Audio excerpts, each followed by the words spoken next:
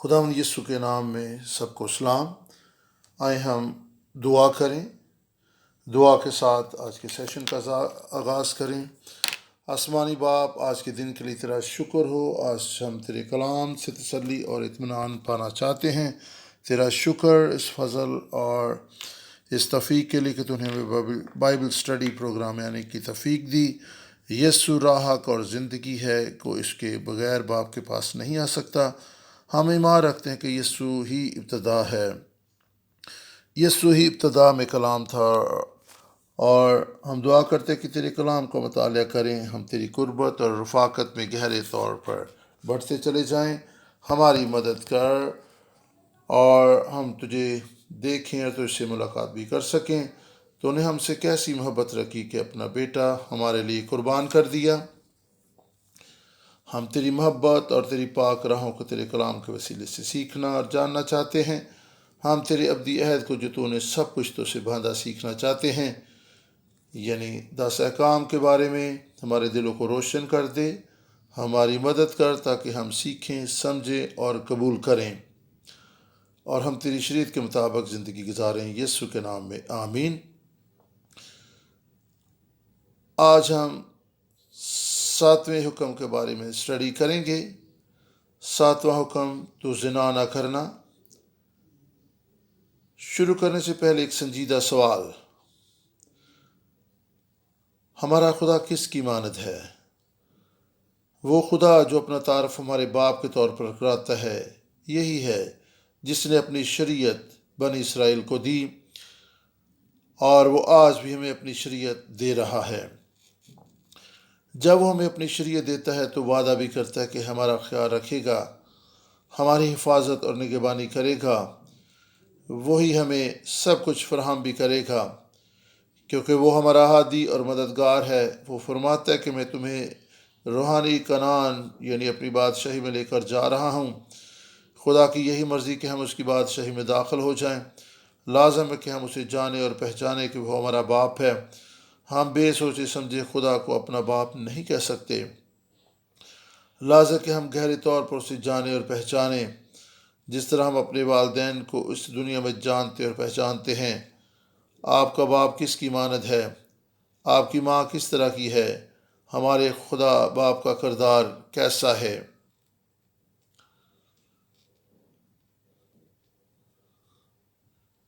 یہ کیسا کردار ہے؟ اس کے دل میں ہمارے لیے کیا کچھ ہے؟ اس کی سوچیں اور خیالات ہمارے لیے کیا ہیں؟ میری دعا کہ ہم 10 احکام کا مطالعہ کرتے ہوئے خدا باپ کے بارے میں مزید جانیں اور جانتے چلے جائیں۔ آئیں گزشتہ اسٹڈی کا مختصر جائزہ لیں۔ ہم 10 احکام کا مطالعہ کر رہے ہیں۔ 10 احکام کے 2 حصے ہیں۔ پہلا حصہ خدا کے ساتھ ہمارا تعلق اور رشتہ۔ لازم ہے کہ ہر ایک انسان 10 احکام کے بارے میں جانے، یہ بہت ہی عام ہے۔ دوسرے حصہ میں کون سی چیز دلچسپی کی حامل ہے؟ 10 احکام کا دوسرا حصہ لوگوں کے ساتھ ہمارے تعلقات کے بارے میں ہے۔ مسیحت ایمان کا سفر ہے۔ یہ ایسا نہیں کہ ہم صرف خدا کے ساتھ اپنا رشتہ اور تعلق مضبوط کرتے چلے جائیں، بلکہ خدا یہ چاہتا ہے کہ اس کے ساتھ لوگوں کے ساتھ بھی ہمارا تعلق اور رشتہ اور رفاقت خوشگوار، مضبوط اور مفید ہو۔ ایک دوسرے کے لیے ہم باعث برکت ہوں، یہ بہت ہی ضروری ہے۔ اور اہم بات، 10 احکام کس کو زبانی یاد ہے؟ کیا کوئی بتا سکتا ہے؟ کوشش کریں کہ یہ آپ کو زبانی یاد ہوں۔ اول، تو میرے حضور غیر معبودوں کو نہ ماننا، یہ خدا کے ساتھ رشتے کے بارے میں ہے۔ دوسرا، تو اپنے لیے کوئی تراشی مورت نہ بنانا۔ تیسرا حکم، تو خداوند اپنے خدا کا نام بے فائدہ نہ لینا۔ چوتھا، یاد کر کے سبت کا دن پاک ماننا، یہ بھی خدا کے ساتھ ہمارے رشتے اور تعلق کے بارے میں ہے۔ اگلا حصہ واقعی بہت اہم ہے۔ آپ کے خیال میں 4 کون سے ایسے کام ہیں جو دوسروں کے ساتھ ہمارے رشتے اور تعلق کے بارے میں بڑی اہمیت کا حامل ہیں؟ تو خون نہ کرنا، تو زنا نہ کرنا، جس کا آج ہم مطالعہ بھی کرنے والے ہیں۔ خدا ہمارے والدین کے ساتھ تعلق اور رشتے کو بڑی اہمیت کی نظر سے دیکھتا ہے۔ 5واں حکم، تو اپنے باپ اور ماں کی عزت کرنا۔ دوسروں کے ساتھ ہمارے تعلق اور رشتے میں 6واں حکم، تو خون نہ کرنا، بڑا اہم ہے۔ ہم چھٹے حکم تک مطالعہ کر چکے ہیں۔ آج ہم مطالعہ کریں گے 7ویں حکم کا، تو زنا نہ کرنا۔ 8واں حکم ہے تو چوری نہ کرنا۔ 9واں تو جھوٹی گواہی نہ دینا۔ 10واں تو اپنی پڑوسی کی کسی چیز کا لالچ نہ کرنا۔ غور کریں ایک دوسرے کے ساتھ ہمارے خدا ہمارے تعلقات کو کس قدر اہمیت کی نظر سے دیکھتا ہے۔ آئیں 7ویں حکم سے شروع کریں، تو زنا نہ کرنا۔ یہ بہت ہی حساس موضوع ہے جس پر آج بات چیت کریں گے۔ وقت کی قلت کے سبب سے میں زیادہ تفصیل میں نہ جا پاؤں گی۔ ہم خدا کے نقطہ نظر سے زنا کاری کو دیکھیں گے۔ یہ حکم خاندان کے تقدس کو قائم کرنے کے لیے دیا گیا، کیونکہ خدا خاندان کی طرف سے بنایا گیا ہے۔ کیونکہ خاندان خدا کی طرف سے بنایا گیا ہے، یہ خاندان کی تقدس، پاکیزگی اور تعظیم کو قائم رکھتا ہے۔ زنا کاری کا گناہ بڑا گناہ ہے۔ یہ ازدواج سے باہر کسی شخص سے جنسی تعلق قائم کرنا ہے، جس سے ازدواج کا پاک اور مضبوط بندھن ٹوٹ جاتا ہے۔ یہ گناہ خاندانوں کو برباد کر دیتا ہے، اور اس کی وجہ سے خدا کے مخلصی بخش انتظام میں داخل ہونے میں رکاوٹ بھی آتی ہے۔ ہم یہاں پر مخلصی کی طریق کے خادم بننے کے لیے آئے ہیں۔ پس یہ حکم بہت ہی عام ہے، یہ ایمان کی زندگی میں عملی قدم ہے، کیونکہ زنا ایک سنجیدہ گناہ ہے اور اس کے اثرات بھیانک ہیں۔ آئیں دیکھیں کہ خدا کا بندہ ایوب زنا کے تعلق سے کیا بیان کرتا ہے۔ ایوب کی کتاب میں سے 31 باب 11 اور 12 آیت کو ہم دیکھیں گے۔ پرانے عہد نامہ میں ایوب کی کتاب اور اس کا 31 باب ہم دیکھ سکتے ہیں کہ گناہ کس قدر بھیانک گناہ ہے، زنا کس قدر بھیانک گناہ ہے، یہ کس قدر خاندانوں کے بندھن کو توڑ دیتا ہے، کس طرح خاندان کا تقدس پامال ہوتا ہے، اور کس طرح مضبوط ازدواجی رشتے میں دراڑیں پیدا ہونا شروع ہو جاتی ہیں۔ واقعی یہ بڑا گمبھیر گناہ ہے جو خدا کے کلام میں اس کی ممانت بیان کی گئی ہے۔ ایوب 31 باب اور اس کی 11 اور 12 آیت کو ہم پڑھیں گے، کیونکہ یہ نہایت بڑا جرم ہوتا۔ اچھا کہ ہم 10ویں سے پڑھیں، تو میری بیوی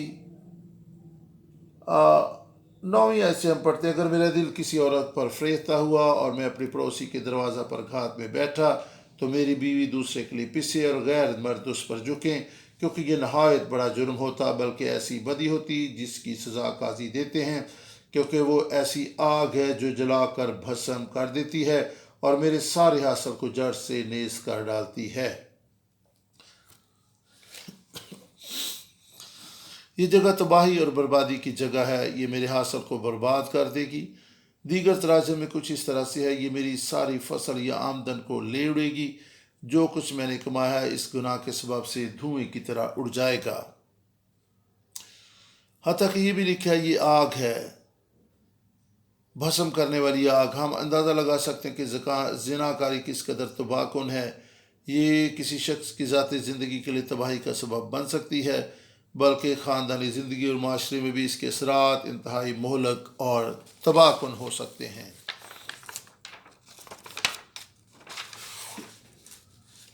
شیطان تو یہی چاہتا ہے کہ ہم مخلصی کی تاریخ میں بے وفا خادم ٹھہریں، جو صورتحال آج معاشرے میں پائی جاتی ہے۔ میں اس پر بات کرنا چاہوں گی۔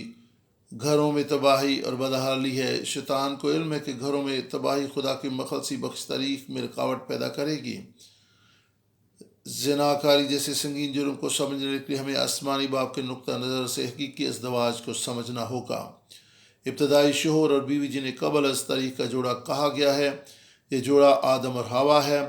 آئیں آدم اور حوا کے وقت کی طرف چلتے ہیں۔ ہمیں علم ہے کہ خدا نے آدم اور حوا کے خاندان کی بنیاد رکھی، یہ اس کی بادشاہی کی بنیاد تھی۔ مثال کے طور پر آدم اور حوا خدا کی بادشاہی کو اس زمین پر قائم کرنے میں بنیادی کردار رکھتے تھے۔ زنا کاری کی صورت میں خدا کی بادشاہی کا کام برباد ہو جاتا ہے۔ یہ ایک ایسا زہر جو فوری طور پر خاندان کو تباہ کر دیتا ہے۔ خدا کی بادشاہی کے کام میں بڑی رکاوٹ پیدا ہو جاتی ہے۔ خدا نے خاندان کو اپنی بادشاہی کے لیے ایک بنیاد کے طور پر قائم کیا ہے۔ 7واں حکم ہمیں تعلیم دیتا ہے کہ خاندان کے وقار اور عظمت کو قائم رکھیں۔ یہ کس قدر اہم ہے، آپ قبل از تاریخ کے جوڑے پر غور کریں۔ عہد میں بندھا ہوا برادری کی بنیادی اکائی خاندان ہے۔ خاندان ہوگا تو پھر معاشرہ ہوگا، پھر ہی قوم، اور بالآخر خدا کی بادشاہی کو قائم کیا جائے گا۔ یہی خدا کی بادشاہی کی بنیاد ہے۔ اس لیے لازم ہے کہ خاندان پاک ہو۔ قوم، معاشرے اور برادری کے پاک ہونے کے لیے لازم ہے کہ خاندان بھی پاک ہو۔ ہم دعا کرتے ہیں کہ کوریا، ملیشیا، سنگاپور، امریکہ، پاکستان جیسے ممالک کاہنوں کی بادشاہت بن جائیں۔ 7واں حکم دیتا ہے، تعلیم دیتا ہے کہ اس کا آغاز کہاں سے ہوتا ہے۔ کیا بڑی تحریک یا تحریک اصطلاح کہاں سے شروع ہوتی ہے؟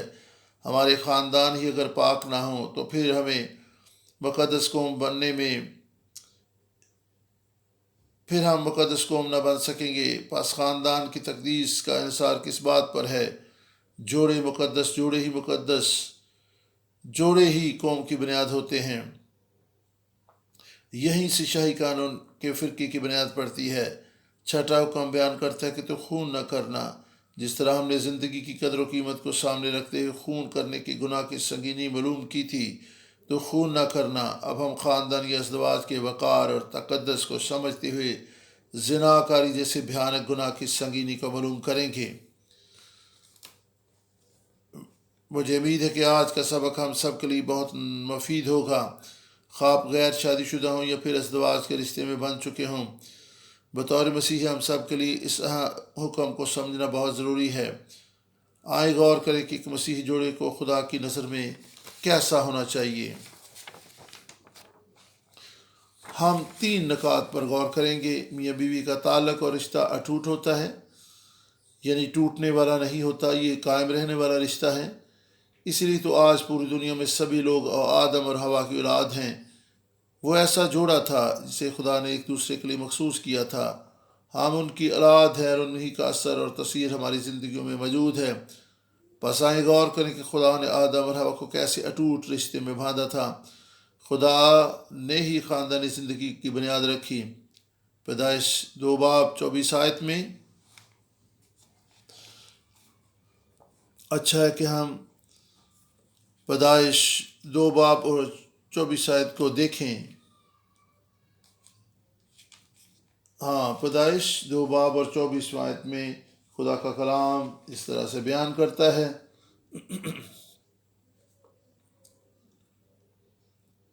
اس واسطے مرد اپنے باپ کو چھوڑے گا اور اپنی بیوی سے ملا رہے گا اور وہ ایک تن ہوں گے۔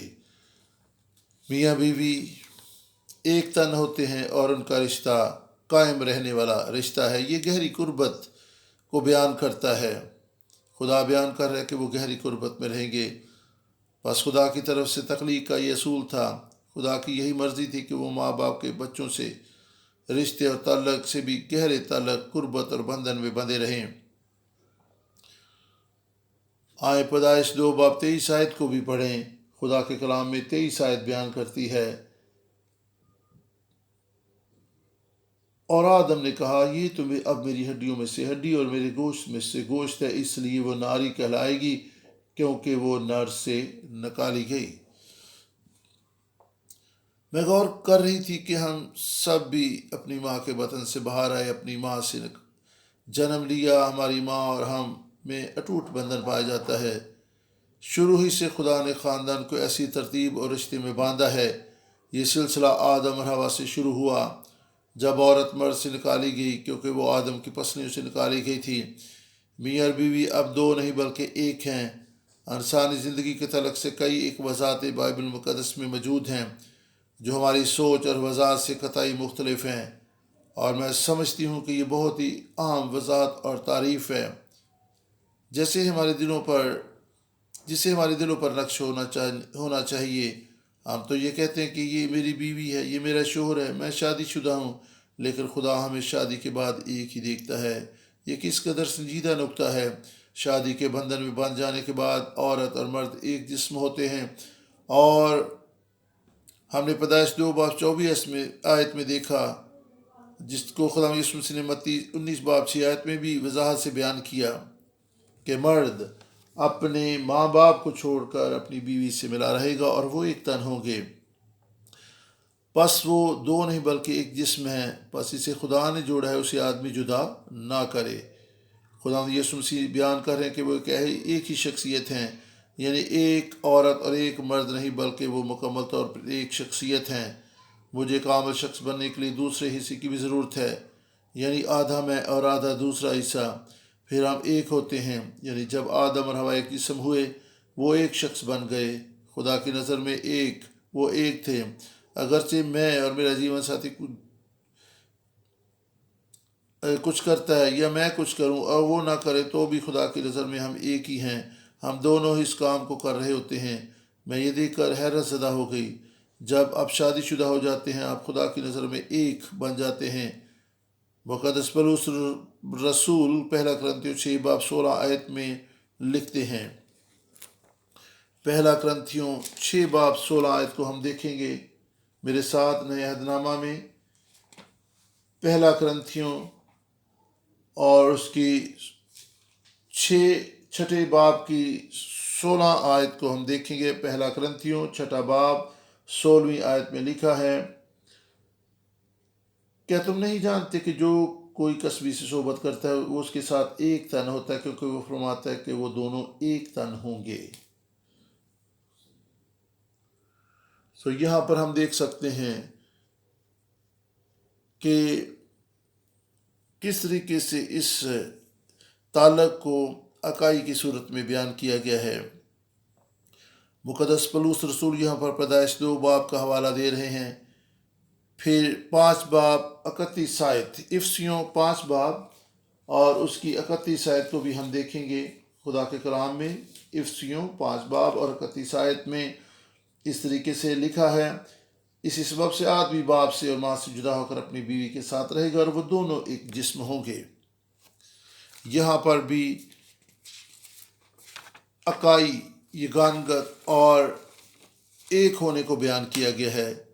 جب شوہر اپنی بیوی سے محبت کرتا ہے تو وہ اصل میں اپنے آپ ہی سے محبت کرتا ہے، اور اس کے لیے آپ افسیوں 5 باب 28 کو بھی دیکھ سکتے ہیں کہ کس طریقے سے میاں بیوی کی یگانگت اور اکائی خدا کے کلام میں بیان کی گئی ہے۔ کس طریقے سے خدا بیان کرتا ہے کہ میاں بیوی دو نہیں بلکہ ایک ہیں، بس خدا چاہتا ہے کہ وہ دونوں ایک دوسرے کے ساتھ متفق رہیں، ایک دوسرے کے ساتھ لپٹے رہیں اور کبھی ایک دوسرے سے بے وفائی نہ کریں۔ ازدواجی زندگی میں میاں اور بیوی ایک ہو جاتے ہیں اور خدا چاہتا ہے کہ وہ ہمیشہ یونائٹڈ ہی رہیں، وہ یگانگت اور پیار اور محبت کی ڈوریوں میں بندھے رہیں۔ خدا نہیں چاہتا کہ ان میں کوئی دراڑ پیدا ہو، خدا نہیں چاہتا کہ وہ کبھی بھی ایک دوسرے سے جدا ہوں، اور خدا یسوع مسیح نے یہی تو کہا تھا، جنہیں خدا نے جوڑا ہے کوئی انہیں جدا نہ کرے، اور نہ وہ خود ایک دوسرے سے جدا ہوں، وہ کسی طور پر بھی ایک دوسرے سے بے وفائی نہ کریں۔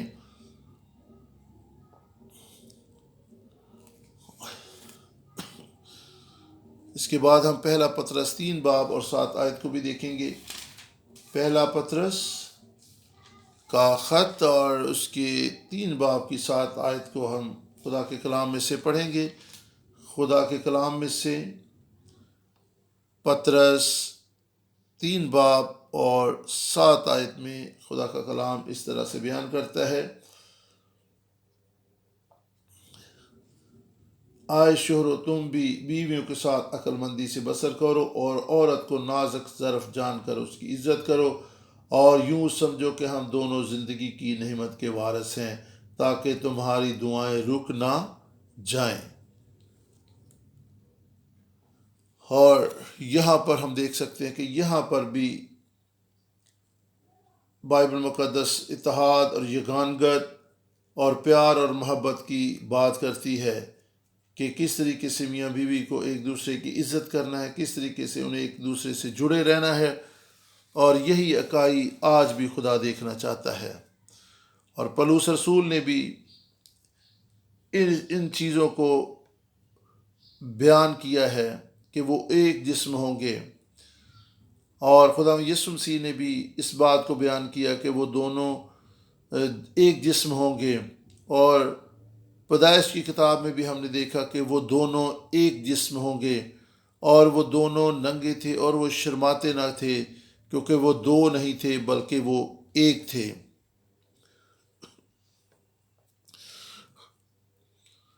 اور جس طرح پہلا پطرس 3:7 میں ہم نے پڑھا کہ خدا چاہتا ہے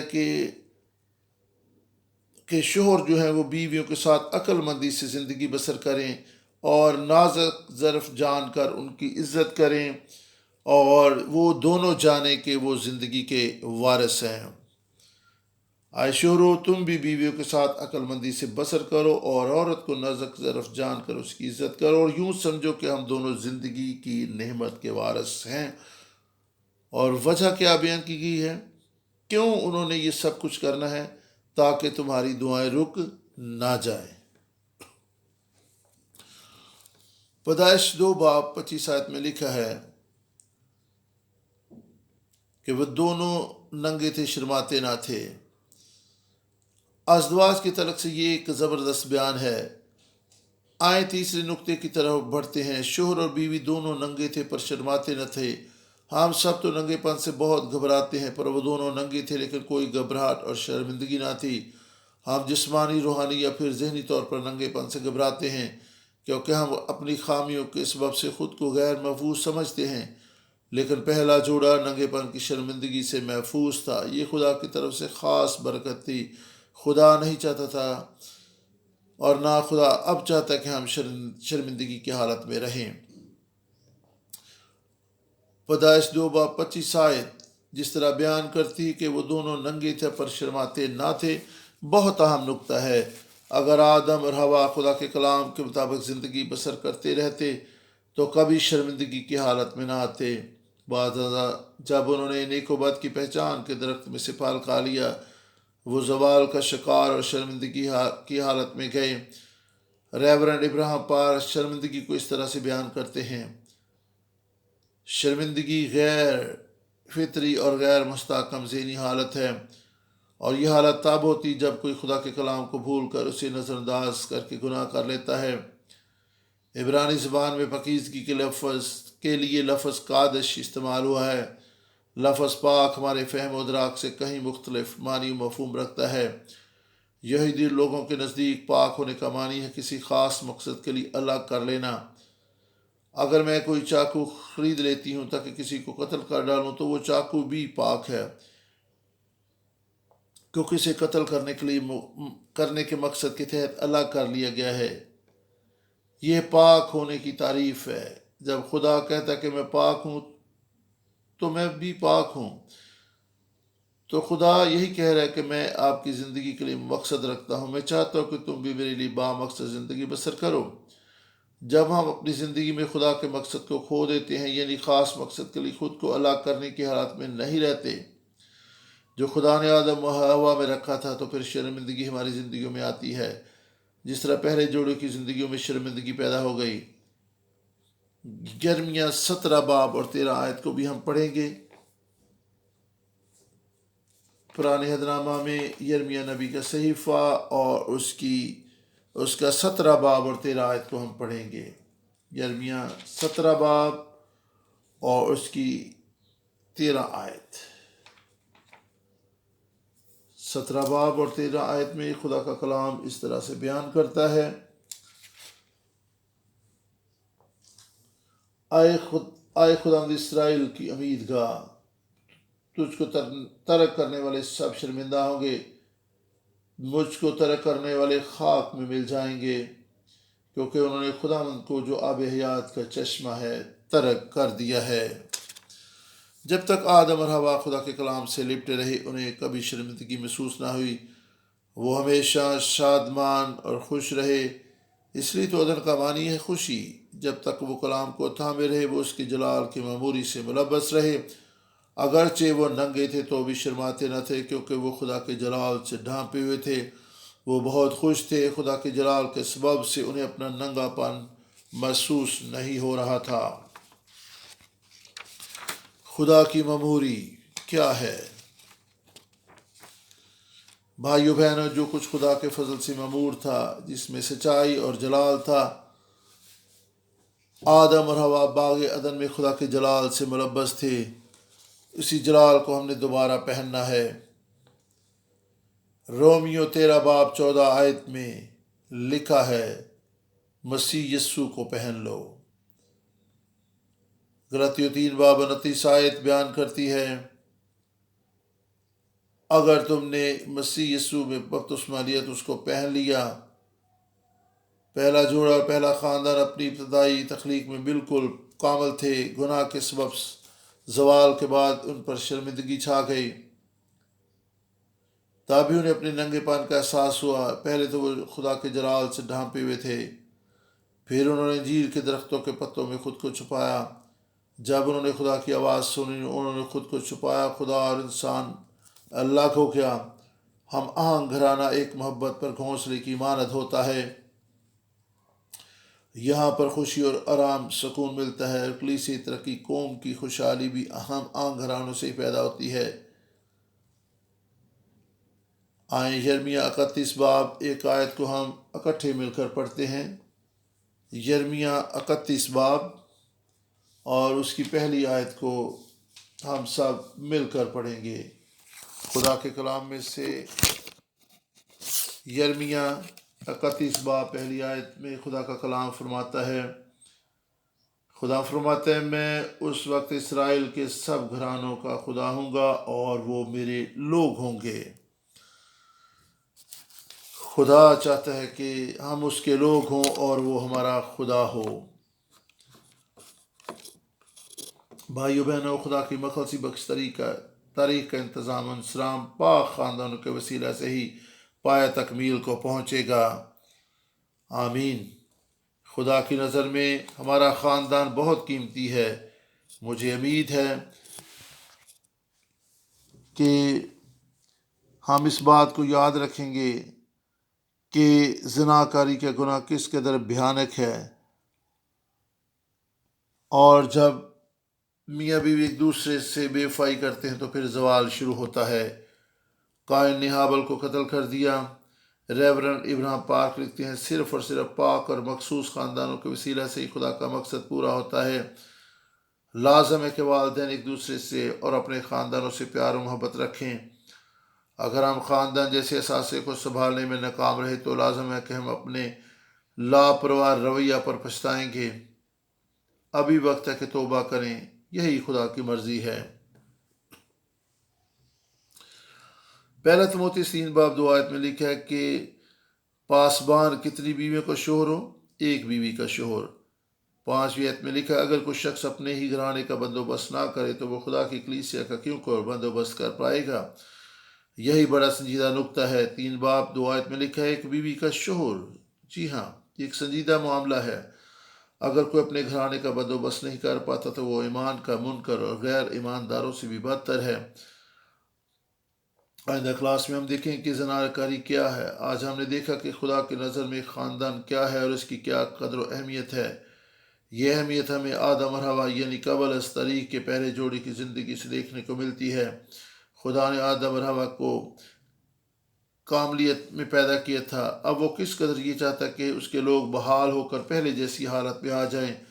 آج آپ کی زندگیوں میں خدا کا مقصد پورا ہو اور آپ خدا کی شکر گزاری سے بھرے رہیں جو ہماری زندگی میں کام کرتا ہے، تاکہ ہم بحالی کے مقام تک پہنچ جائیں۔ وہ چاہتا ہے کہ ہم اس میں قائم اور مضبوط ہو جائیں۔ وہ اپنی زندگی ہماری زندگی میں رکھنا چاہتا ہے۔ خدا ہماری زندگیوں میں وفاداری سے کام کرتا رہے، ہم اس کے لیے پاک بنے رہیں۔ آئیں خدا ہم کی شکر گزاری کریں۔ آئیں ہم دعا میں اپنے سر جھکائیں۔ خداوند تیرا شکر کہ تو نے ہمیں موقع دیا کہ ہم دیکھ سکیں کہ ہمارا خاندان کس قدر قیمتی ہے، ہمارا ازدواج کس قدر پاک اور تیری نظر میں گراں قدر ہے۔ اگرچہ ہم مختلف صورتحال اور مقام پر کھڑے ہیں، لیکن ہم جانتے ہیں کہ تو ہمیں پاک اور مقدس کرنا چاہتا ہے۔ کیونکہ خاندان ایک بنیادی اکائی ہے جس سے ایک قوم کی تعمیر بلکہ پاک قوم کی تعمیر ممکن ہوتی ہے۔ شاہی کہنوں کا فرقہ مقدس قوم جس نے اس زمین پر مسیح کی بادشاہی قائم کرنی ہے، ایسا خاندان تو چاہتا ہے۔ مائیں عورت اگرچہ نازک ظرف ہیں تو بھی خاندان کی دیکھ بھال کرتی ہیں، اچھی بیوی ہونے کی کوشش کرتی ہیں۔ اگرچہ ہم کمزور ہیں تو بھی والدین کے لیے اچھی اولاد بننا چاہتے ہیں۔ ہم کمزور ہوتے بھی اچھے شوہر ہونا چاہتے ہیں۔ ہم سب کے کچھ اپنے طور سے نہیں کر سکتے، ہماری مدد کر تاکہ ہماری زندگیوں میں تیرا کلام رواں دواں رہے، تاکہ تیرا کلام ہماری زندگیوں میں مستحکم مضبوط ہو کر ہماری بحالی اور برکت کا سبب بنے۔ آئے خداوند، ہمارا ایمان ہے کہ تو ہماری دعا کو سنے گا، یسوع کے نام میں آمین۔ خداوند آپ سب کو برکت دے، آمین۔